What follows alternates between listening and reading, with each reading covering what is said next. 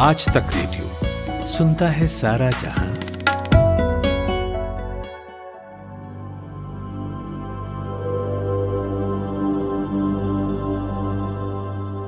नमस्कार, ये आज तक का खास पॉडकास्ट कोरोना कवरेज है और मेरा नाम प्रतीक वाघमारे है। कोरोना कवरेज में हम बात करते हैं उन तमाम साइंटिफिक कहानियों की जो कोरोना से जुड़ी है, उन रिसर्च की और कोरोना से जुड़े डेटा पर भी। तो कोरोना कवरेज के इस एपिसोड में सबसे पहले हम बात करेंगे कि एम्स भुवनेश्वर की वो कौन सी एंटी पैरासाइट ड्रग है जो कोरोना से लड़ाई करेगी, उसकी कीमत क्या होगी और वो कैसे काम करेगी।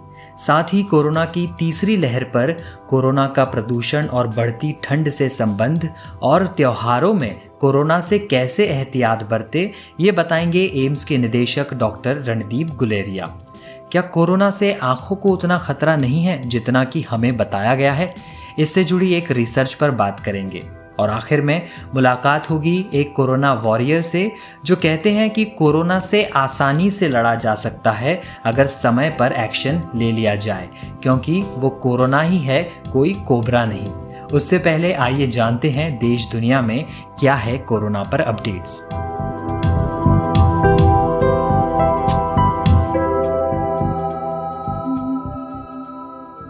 देश में कोरोना के 50,000 से ज्यादा नए मामले सामने आए और 577 लोगों की मौत हो चुकी है। दुनिया में कोरोना संक्रमितों की संख्या 5 करोड़ के पार पहुंच गई है। इनमें से 12,47,000 से ज्यादा मरीजों की जान जा चुकी है। दिल्ली में पिछले 24 घंटों में कोरोना के 7,000 से ज्यादा नए मामले सामने आए। इसी के साथ संक्रमितों की संख्या दिल्ली में बढ़कर 4,24,000 के पार पहुंच गई है। त्योहार और बढ़ते प्रदूषण के बीच संक्रमण दर 12.19% है, वहीं रिकवरी दर 89.01% है। बिहार में कोविड-19 संक्रमितों की कुल संख्या बढ़कर 2,20,991 पहुंच गई है। वहीं स्वस्थ होने की दर बढ़कर 96.34% हो गई है। केंद्रीय मंत्री हर्षवर्धन ने कहा कि छत्तीसगढ़ के जिले जिसमें रायपुर, रायगढ़, बिलासपुर, कोरबा समेत 7 जिलों में संक्रमण के कुल मामलों में से 61% मामले सामने आए हैं। वहीं राज्य में इस महामारी के कारण हुई मौतों में से 71% मौतें इन जिलों में हुई है।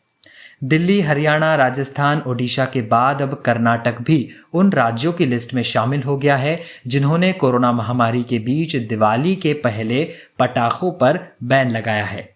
वैक्सीन के डिस्ट्रीब्यूशन को लेकर जोर शोर से तैयारी हो रही है। अब सरकार स्कूल, पंचायतों और आंगनबाड़ी सेंटर्स पर भी कोरोना का टीका लगाने के बारे में सोच रही है। पूरा सिस्टम आधार से लिंक रहेगा। अमेरिका में एक दिन में 1.1 लाख से अधिक मामले दर्ज कर नया विश्व रिकॉर्ड बन गया है और 1100 से अधिक नई मौतें दर्ज हुई है। इन आंकड़ों ने पिछले सारे रिकॉर्ड तोड़ दिए हैं। इटली में एक दिन में 38,000 मामले सामने आने के बाद सरकार ने वहां नाइट कर्फ्यू लगा दिया। लोगों से कहा गया है कि अगर वे इसका पालन नहीं करेंगे तो जुर्माने के साथ जेल भी जाना पड़ सकता है।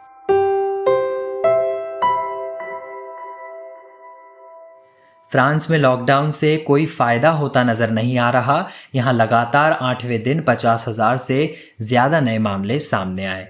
हैदराबाद स्थित भारत बायोटेक इंटरनेशनल लिमिटेड ने घोषणा की है कि वो ओडिशा में आने वाले दिनों में मलेरिया, कोरोना वायरस के साथ 10 प्रकार के और वैक्सीन बनाने जा रही है।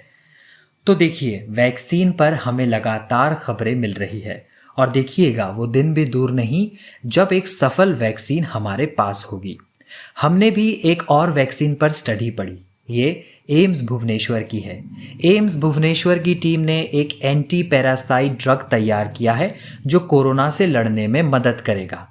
उसकी कीमत क्या होगी, वो कैसे काम करेगी, इन सभी सवालों के जवाब हमारी सहयोगी खुशबू ने एम्स भुवनेश्वर के department of community medicine and family medicine में असिस्टेंट प्रोफेसर डॉक्टर प्रिय माधवा बेहरा से खास बातचीत की है।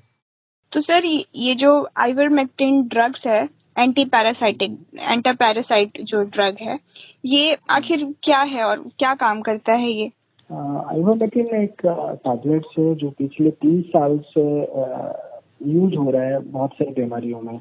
आपने बताया एंटी पैरासाइटिक, थैलेरिया में यूज हुआ है, स्कैबीज में यूज हुआ है, ऑन्कोसर्कोसिस में यूज हुआ है। अप्रोक्सीमेटली 250 करोड़ लोग हुए हैं। 250 करोड़ टैबलेट्स यूज हुआ है लास्ट 30 ईयर्स में, 30 to 40 ईयर्स में काफी यूज हुआ है।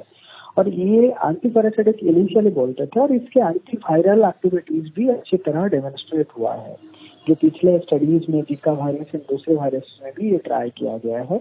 और अभी जो लैब में पिछले 4-5 महीने पहले लैब में आइवरमेक्टिन को दिया गया, जो कोविड-19 वायरस के खिलाफ उसके असर देखने के लिए, और एक ही डोज का जो असर था, तो 48 आवर्स के बाद जो वायरल की काउंट था, जो वायरल mRNA का काउंट होता है, वो 5000 टाइम कम हो गया। But only thing is the dose जो था वो बहुत ज्यादा था। सिंगल डोज एक बार दे के दवाई, और 48 घंटे के बाद वायरल की जो वायरस की रेप्लिकेशन 5000 गुना और 5000 टाइम्स कम हो गया। वो बहुत बड़ा फाइंडिंग्स था। तो इन्होंने एक लियोन काली करके एंटीवायरल रिसर्च के जर्नल में ये पब्लिश है। तो उन्होंने पहले देखा कि लैब में आइवरमेक्टिन जो है वो कोरोना वायरस को किल कर मार सकता है। उन्होंने फिर उसके बाद एक उसके लैंडमार्क स्टडी आया इजिप्ट यूनिवर्सिटी से बाय शौमन एट अल। शौमन एक साइंटिस्ट है। उन्होंने क्या किया, उन्होंने देखा जो कोविड पेशेंट है ना, कोविड पेशेंट का जो क्लोज रिलेटिव थे, उनके जो फैमिली के आसपास लोग थे, उनके ऊपर आइवरमेक्टिन दिया और 2 आर्म में डिवाइड कर दी। कुछ लोग आइवरमेक्टिन दिया और कुछ लोग को आइवरमेक्टिन नहीं दिया। सर जो आपने एम्स भुवनेश्वर में जो आप लोगों ने एक रिसर्च की है, स्टडी रिपोर्ट बनाई है, वो रिपोर्ट क्या कहती है, उसके रिजल्ट क्या कहते हैं?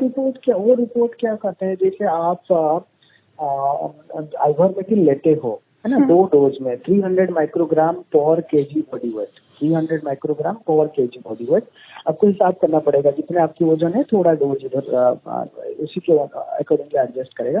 300 माइक्रोग्राम पर KG dose can prevent 70 to 90% for next 1 month ना। अगले 1 महीने के लिए आपकी जो कोरोना होने का जो चांस है वो कम कर सकता है। हम इसके फर्दर स्टडी कर रहे हैं, जैसे लॉन्गिट्यूडनली उनके फॉलोअप कर रहे हैं पोस्ट स्टडीज में। हमने सिर्फ हेल्थ वर्कर को ही दिया था, जिसने हमारा स्टाफ से भुवनेश्वर में उनको वॉलंटरली ऑफर किया था, और जिन्होंने आइवरमेक्टिन लिए हैं उनमें कोविड की कम हो गया चांसेस ना, 73%, 73% कम हो गया। सर इसके कुछ साइड इफेक्ट्स भी हैं? साइड इफेक्ट वेरी मिनिमल है, ना के बराबर है। हमने जो पूरा एक फार्माको सेफ्टी विजिलेंस कमेटी थी जो साइड इफेक्ट को मॉनिटर कर रही थी, उसमें थी 3 लोग को माइनर साइड इफेक्ट हुआ, रैशेस था, कुछ हेडेक था, और these are very minor. But there are certain contraindications. कुछ लोग इसको नहीं यूज कर सकते। फॉर एग्जाम्पल जो प्रेग्नेंट है, जो वुमन प्रेग्नेंट है और जिसका वजन 15 किलो से कम है ना, जिसका वजन 15 किलो से कम है, जो प्रेग्नेंट है, और जो लैक्टेटिंग मदर है, जो अपने बच्चे को दूध पिलाते हैं, वो नहीं ले सकते। बट जो कार्डियक पेशेंट है, रीनल पेशेंट है, they can take, but these 3 are major contraindication, है ना, वो लोग को नहीं देना चाहिए। और साइड इफेक्ट मिनिमल है, ना कि बराबर है। ये ड्रग काफी सेफ है और बहुत दिन से ड्रग यूज किया जा चुका है बहुत सारी बीमारी में। तो सर इसकी जो कॉस्ट है वो लगभग कितने की है? ये कॉस्ट एक्चुअली बहुत कम है। बट मार्केट में अलग अलग ब्रांड में आता है, तो इसकी कॉस्ट वेरी करता है। बट जो हमको जो प्रोक्यूर्ड 8 से 10 रुपये एक टैबलेट आया था, एंड लार्ज स्केल में जो बहुत बड़े पैमाने में इसको यूज करते हैं, इसके कॉस्ट एक टैबलेट को 2 से 3 रुपये तक बहुत ही आराम से आ सकता है ना। बट अभी मार्केट में आपको 20 रुपए से 10 रुपए अलग अलग ब्रांड से अलग अलग मिलती है, बट 10 से 20 रुपए तक तो मिल जाती है मोस्टली एक टैबलेट। 12 मिलीग्राम की एक टैबलेट जो है।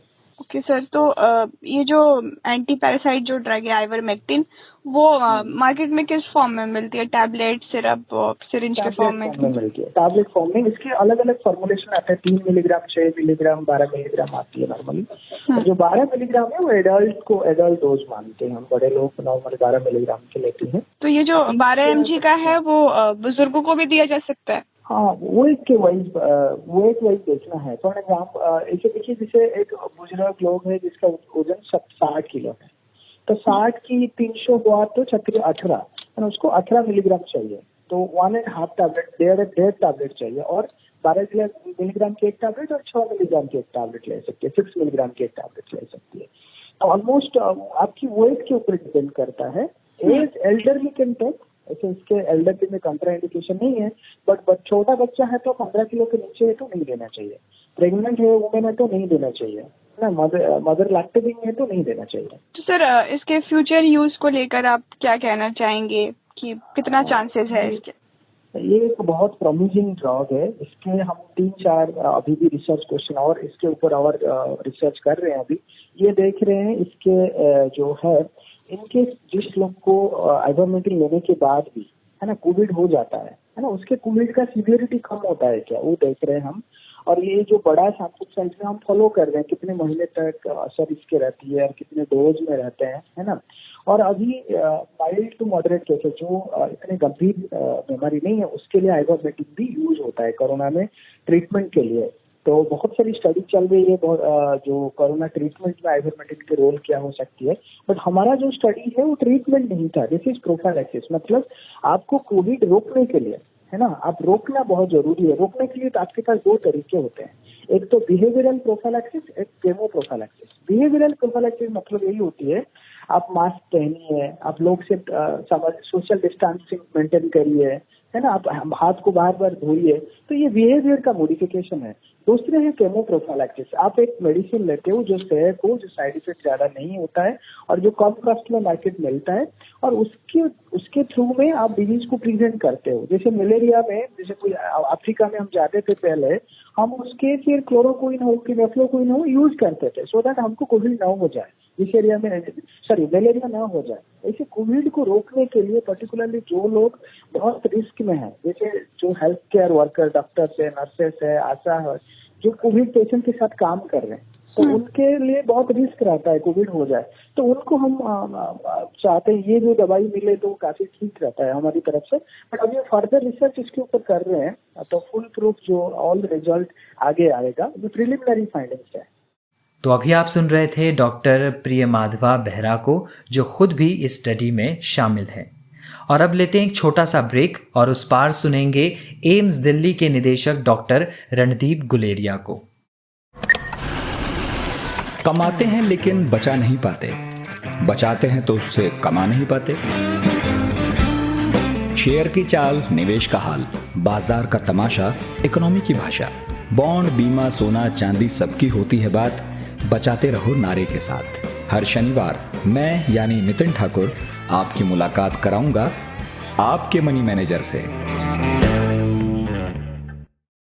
तो ब्रेक के बाद आपका फिर स्वागत है। आप सुन रहे हैं कोरोना कवरेज। दिल्ली में तीसरी लहर पर, प्रदूषण और ठंड में कोरोना पर और त्योहार में कोरोना से बचने की टिप्स दे रहे हैं एम्स के निदेशक डॉक्टर रणदीप गुलेरिया। आज तक के पत्रकार रोहित सरदाना ने उनसे खास बातचीत की है, आपको सुनवाते हैं। देश की राजधानी दिल्ली में एक बार फिर कोरोना के रिकॉर्ड मामले आने लगे हैं। इसके बाद सवाल यह उठने लगा है कि क्या राजधानी दिल्ली में कोरोना की तीसरी वेव यानी कि तीसरी लहर आ चुकी है, तब जबकि पूरे देश में हर दिन कोरोना के आंकड़े घट रहे हैं और इस बात को लेकर उम्मीद जताई जा रही है कि शायद अब भारत बेहतरी की दिशा में बढ़ रहा है। राजधानी में कोरोना के केसेस बढ़ने का मतलब क्या है? हमारे साथ इस वक्त बात करने के लिए हैं एम्स के निदेशक डॉक्टर रणदीप गुलेरिया। डॉक्टर रणदीप गुलेरिया, स्वागत है आपका आज तक पर। नमस्कार सर, क्या ये कह सकते हैं कि दिल्ली में कोरोना की थर्ड वेव आ गई है? हम ये कह सकते हैं कि थर्ड वेव आ गई है, या सेकेंड वेव जो है वो और ज़्यादा बढ़ गई है, क्योंकि सेकेंड वेव कुछ हद तक कम हुई थी लेकिन उसके बाद एकदम केसेस बढ़ने लगे। तो सेकेंड वेव ही अभी पूरी तरह से थमी नहीं है, इसलिए हम यही कह सकते हैं कि अब केसेस फिर से बढ़ने लगे हैं। पिछले हफ्ते में हम एक राइजिंग ट्रेंड देख रहे हैं और हमारे केसेस 5000 से ज़्यादा पर दिन बढ़ गए हैं और ये एक चिंता का विषय है।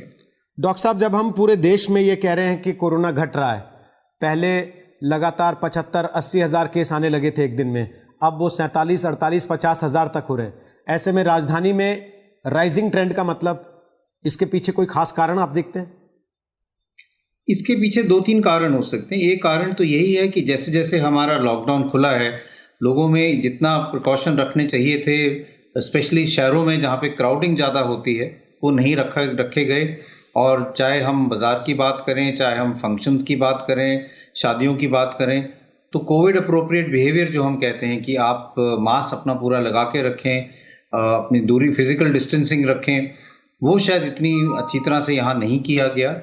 दूसरा ये बात भी सही है कि थोड़ा मौसम दिल्ली में और नॉर्दर्न इंडिया में ठंड का तरफ जा रहा है, और ठंड में हमने ये देखा है कि दो चीज़ें होती हैं। एक तो वायरस जो है वो हवा में ज़्यादा देर तक सर्वाइव करता है और इसलिए इन्फेक्शन के चांसेस बढ़ जाते हैं, और दूसरा ठंड में लोग अंदर ज़्यादा रहते हैं, बाहर कम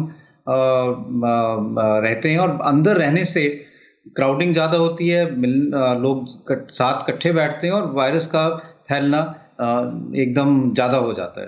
तो एक चीज़ और है, पोल्यूशन जो है वो भी बढ़ रहा है, और ये कई स्टडीज़ ने ये शो किया है कि पोल्यूशन के साथ दो चीज़ें होती हैं। एक तो केसेस भी बढ़ सकते हैं क्योंकि वायरस जो है पोल्यूटेंट्स के साथ जुड़ के ज़्यादा देर तक हवा में रह सकता है, और सीरियस केसेस भी बढ़ सकते हैं क्योंकि पोल्यूशन भी फेफड़े पे असर करता है और वायरस भी फेफड़े पे असर करता है। तो आने वाले दिन और ज़्यादा चिंताजनक हो सकते हैं, खासतौर पर दिल्ली में, क्योंकि पॉल्यूशन जब बढ़ता है तो एक बड़े तबके के लोगों को सलाह दी जाती है कि आप घर में ही रहिए, आप बाहर मत निकलिए।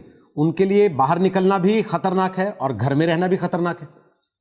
बिल्कुल सही, इसीलिए हम ये कह रहे हैं कि अब हम सबको इस साल, चाहे वो पोल्यूशन की बात करें, चाहे हम कोविड अप्रोप्रिएट बिहेवियर की बात करें, सर्दियों के मौसम में बहुत ध्यान रखने की ज़रूरत है, क्योंकि अगर हम ये नहीं करेंगे तो इस साल जो केसेस हैं पोल्यूशन के कारण और कोविड के कारण वो एकदम ज़्यादा बढ़ सकते हैं और हमारे हेल्थ केयर सिस्टम पे काफ़ी हद तक स्ट्रेन पड़ सकता है।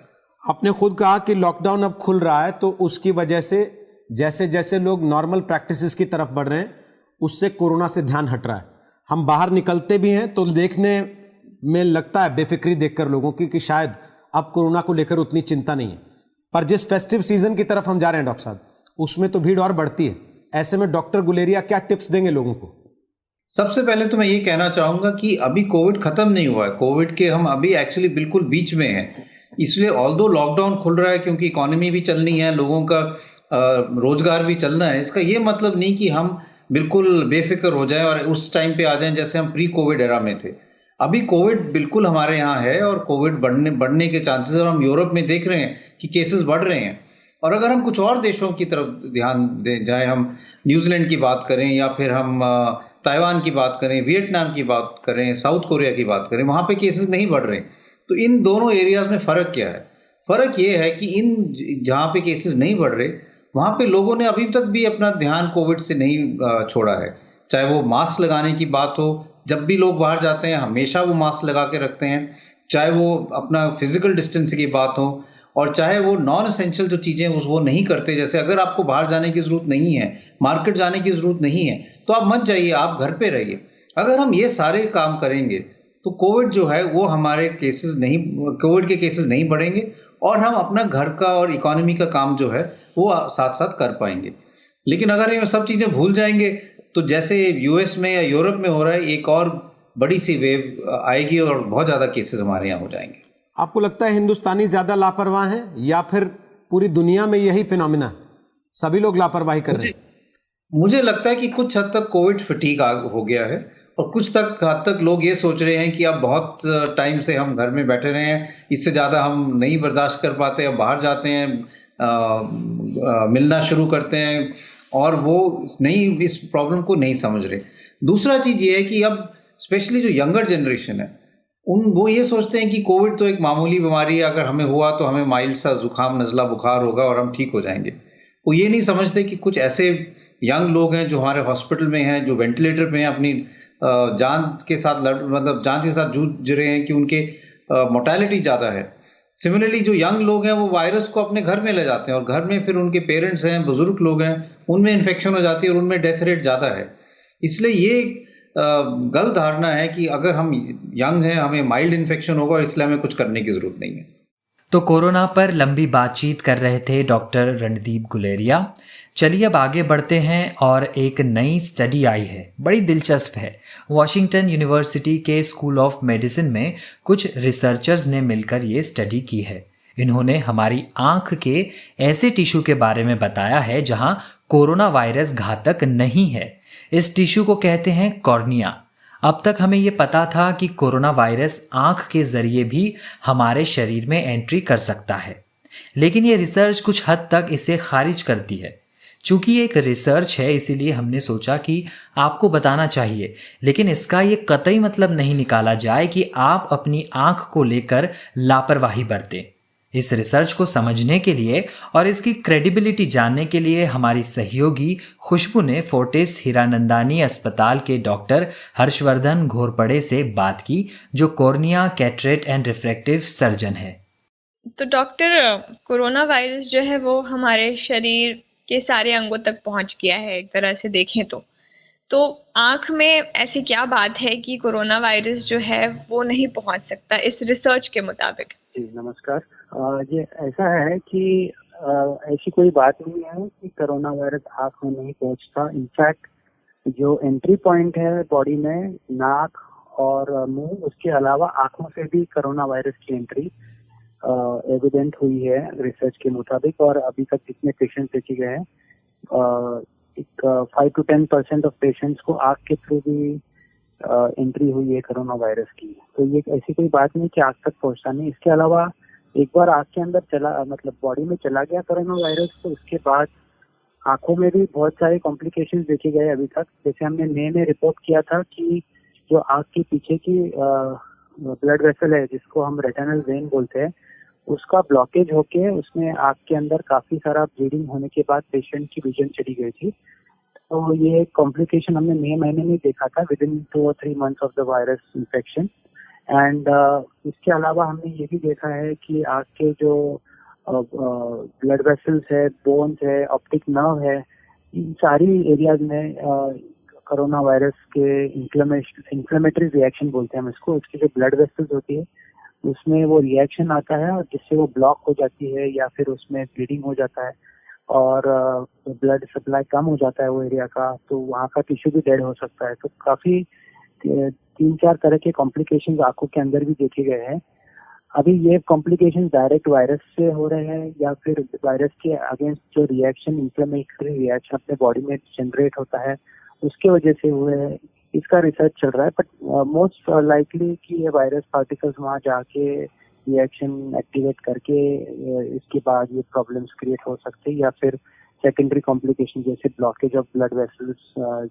काफी जगह भी, जैसे हार्ट में भी ब्लॉकेज ऑफ ब्लड वेसल्स देखे गए, वैसे आंखों में भी देखे गए। तो ऐसी कोई बात नहीं है कि आंख इससे कोई प्रोटेक्टेड है। आंख का इन्वॉल्वमेंट काफी कॉमन है कोरोना वायरस में। सर, जो ये रिसर्च है उन्होंने जो कहा है वो ये है कि उन्होंने एक टिश्यू का नाम बताया है जिसे कॉर्निया कहते हैं और आप उसके एक्सपर्ट हैं। तो आप ये कहती है कि कॉर्निया में कोरोना वायरस जो है वो पेनिट्रेट नहीं कर सकता, मतलब इसके क्या वजह हो सकती हैं जो नहीं कर सकते? नहीं, ऐसे ये देखिए, कॉर्निया जो टिश्यू है, जो अपने आँख के सामने जो ब्लैक एरिया सबको दिखता है, हम वो उसे कॉर्निया कहते हैं। एक्चुअली वो एक ट्रांसपेरेंट टिश्यू है, लेकिन जो कलर ब्लैक दिखता है वो पीछे के साइड में आइरिस होता है, उसका कलर होता है। कॉर्निया एज सच ट्रांसपेरेंट है, कॉर्निया के थ्रू ही लाइट अंदर जाता है आँख के अंदर। तो ये जो कॉर्निया होता है ये अपने आँखों की रोशनी के लिए इम्पोर्टेंट है, क्योंकि जो लाइट की एंट्री वहां से होती है। लेकिन अगर वो ओपेक हो जाता है या फिर व्हाइटिश हो जाता है तो उसको हम रिप्लेस करते हैं, जिसे हम कॉर्नियल ट्रांसप्लांट कहते हैं। कॉर्निया का स्पेशलिटी ये है कि वहाँ पे ब्लड वेसल्स नहीं होती है, किसी तरह की खून की नसें वहाँ नहीं जाती है, सिर्फ पीछे साइड से उसको न्यूट्रिशन मिलते रहता है। तो अगर खून की नसें नहीं जाएंगी तो ऑब्वियसली वायरस वहाँ तक पहुंचेगा नहीं।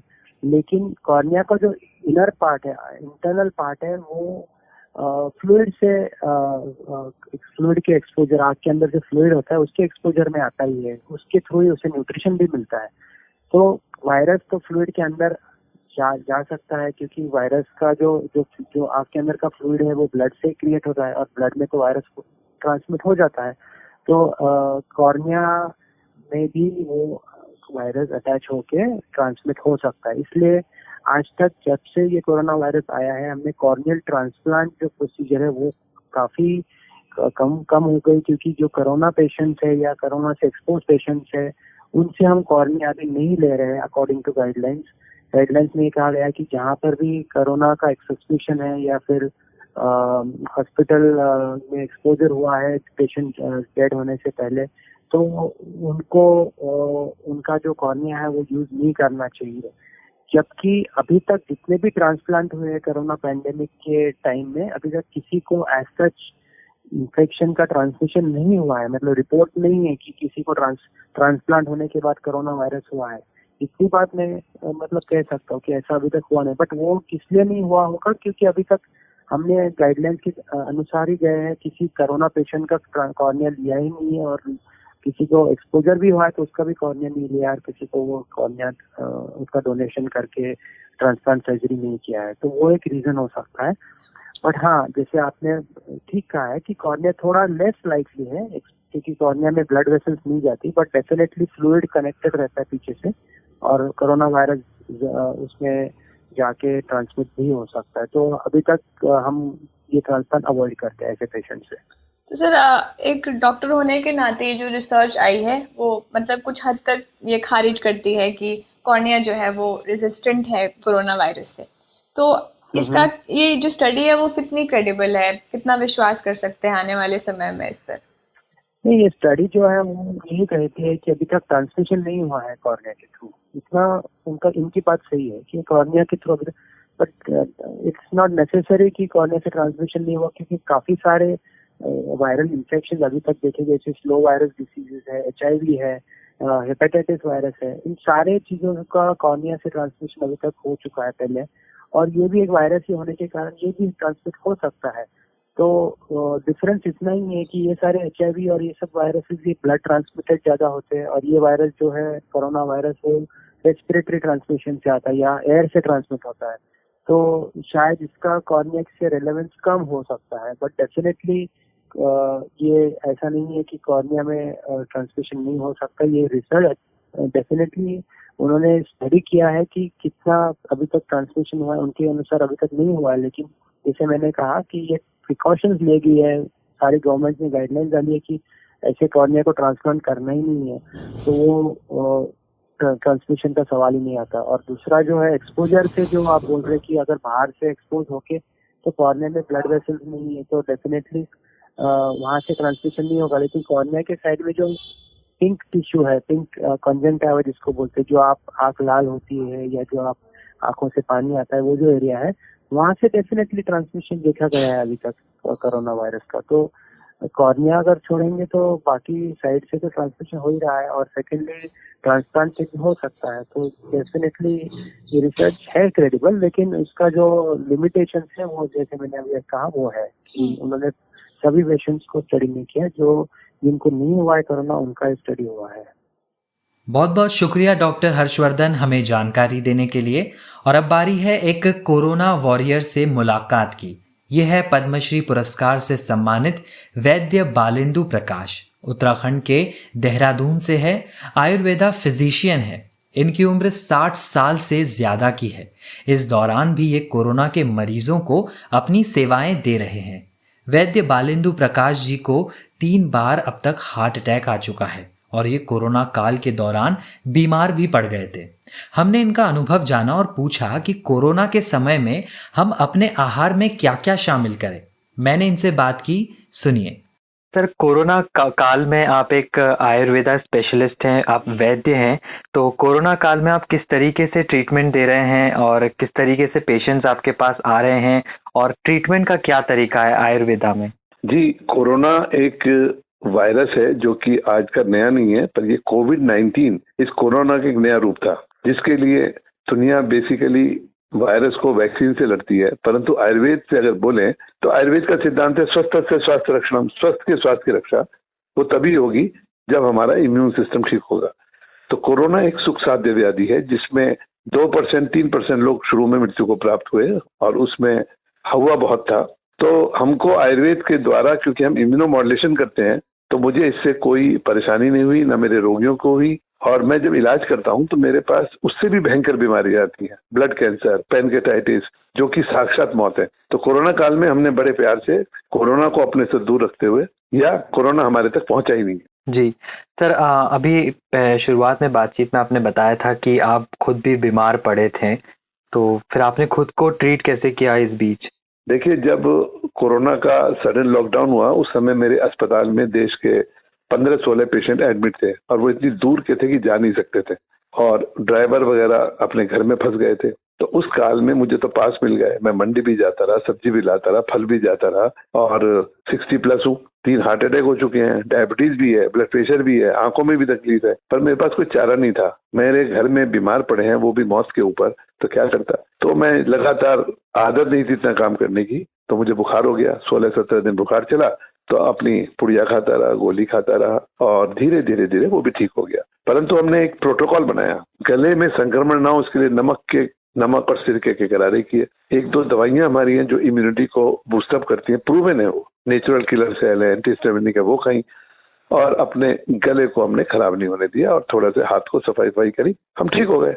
बॉडी ने एंटीबॉडीज बना ली खुद। जी सर, आयुर्वेदा के लिहाज से आप हमारे लिसनर्स को क्या बता सकते हैं कि इस दौरान वो जो कोविड मरीज नहीं है या जो कोविड के पेशेंट्स भी है, वो किस तरीके का आहार इस वक्त ले और क्या क्या चीजें शामिल करें? देखिए, सबसे पहली जो चीज है नींद। आयुर्वेद कहता है नींद पूरी लो 8 घंटे की और सुबह की धूप जरूर लो। उसके बाद उठने के 2 घंटे के अंदर पूरा नाश्ता जिसमें प्रोटीन भी हो, विटामिन भी हो, मिनरल्स भी हो। ऐसा नहीं करें कि चाय के अंदर पापड़ डाल के खा रहे हैं। तो एक संतुलित भोजन हो जिसमें अच्छी कैलोरीज हो, अच्छी एनर्जी हो, तो उससे फायदा होगा।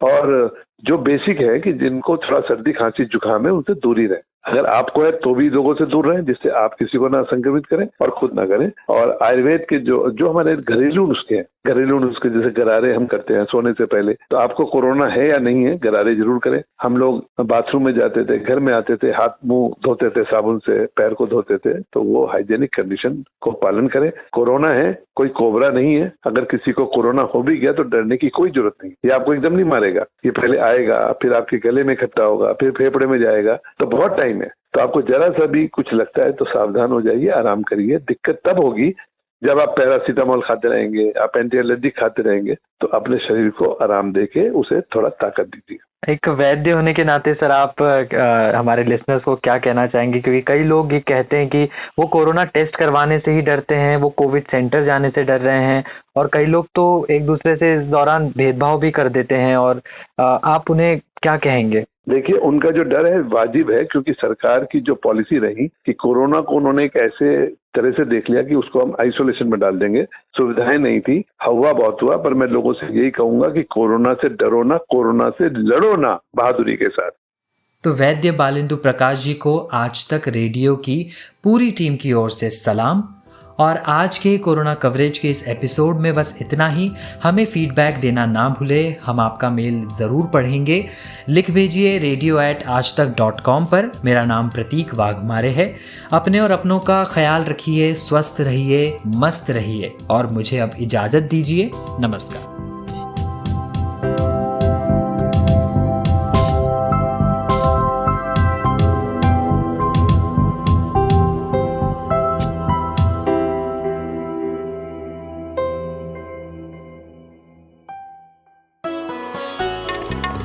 आप सुन रहे हैं आज तक रेडियो।